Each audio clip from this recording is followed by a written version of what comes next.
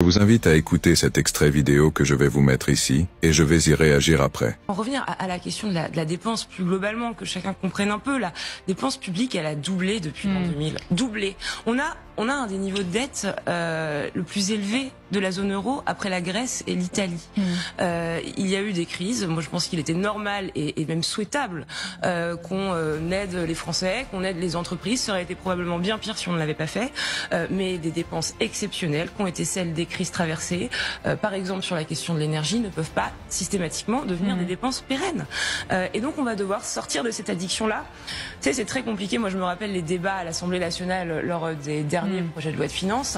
Vous avez en plateau des députés, ça vaut pour tous les bords, qui vous disent il faut réduire la dépense publique, il faut réduire la dépense publique. Et puis quand il s'agit de voter des amendements qui ne seront pas très populaires quand on retournera en circonscription, il n'y a plus grand monde. Mes amis, les républicains, je viens moi plutôt de la droite, nous font beaucoup de leçons de morale sur cette question.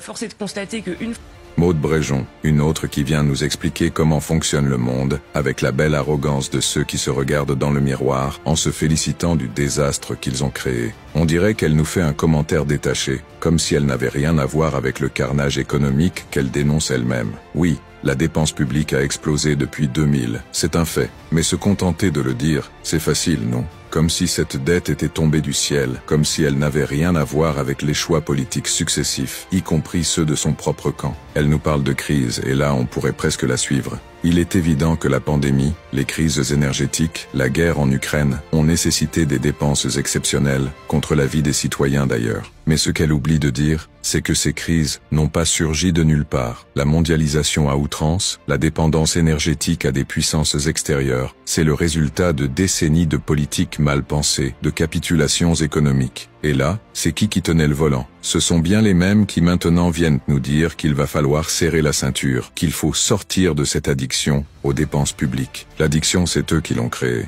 Ils balancent des milliards, comme un junkie qui tape dans son dernier fixe et maintenant ils veulent nous convaincre qu'il est temps d'arrêter. Mais attention, pas trop vite, parce que ça pourrait faire mal. Mais à qui ça fait mal au final? Aux gens qui galèrent déjà pour boucler leur fin de mois, aux petites entreprises qui s'effondrent sous les charges, aux familles qui voient leur pouvoir d'achat fondre comme neige au soleil. Bréjon parle de députés qui clament haut et fort qu'il faut réduire les dépenses, mais qui changent de discours dès qu'il s'agit de voter des amendements impopulaires. Bah tiens, c'est là qu'on voit toute la duplicité du système. Ils se la jouent gestionnaires responsables, les mains sur le cœur, mais dès qu'ils sentent que leur siège à l'Assemblée nationale pourrait vaciller, ils oublient vite leur beau discours sur la rigueur budgétaire. Et c'est valable pour tous les partis, à droite comme à gauche. Ils savent que si tu leur coupes les subventions, les primes et les aides, le peuple va gronder. Mais plutôt que d'affronter le problème à la racine, ils continuent à distribuer de l'argent qu'on n'a pas, comme si la dette n'allait jamais nous rattraper. Et c'est là qu'on arrive au cœur du problème. La France est surendettée, oui, on est presque au niveau de la Grèce et de l'Italie.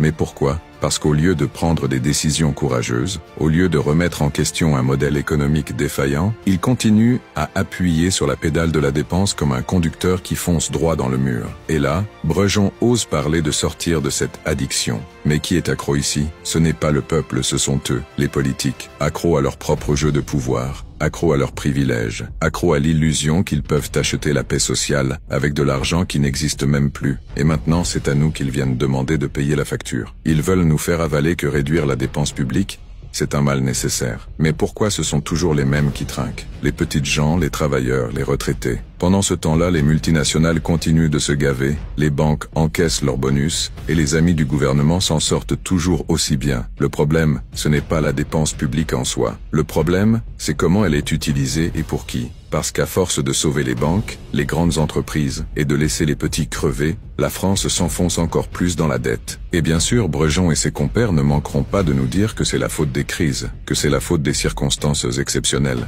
Toujours la même excuse. Mais au final, ce sont leurs erreurs qui ont fait de chaque crise un gouffre encore plus profond. Ils sont comme des pompiers pyromanes allumant les feux qu'ils prétendent éteindre. Et si on parlait des vraies solutions pour une fois? Peut-être qu'il serait temps d'arrêter de tout privatiser, de donner carte blanche aux multinationales, de brader notre souveraineté économique. Peut-être qu'il serait temps de prendre en main notre propre destin, au lieu de s'agenouiller devant l'Union européenne et ses dogmes néolibéraux. Mais non, ils préfèrent continuer à nous mener en bateau, à nous balancer des chiffres et des excuses, sans jamais assumer leur part de responsabilité. Bref, la dette publique, ce n'est pas une fatalité, C'est le résultat d'une gestion catastrophique et tant que ceux qui nous gouvernent continueront à faire les mêmes erreurs, ce n'est pas près de s'arrêter, mais au lieu de trouver des solutions, ils se contentent de nous faire la morale, comme si c'était nous les responsables de ce chaos. Tu veux réduire la dépense publique, Maud?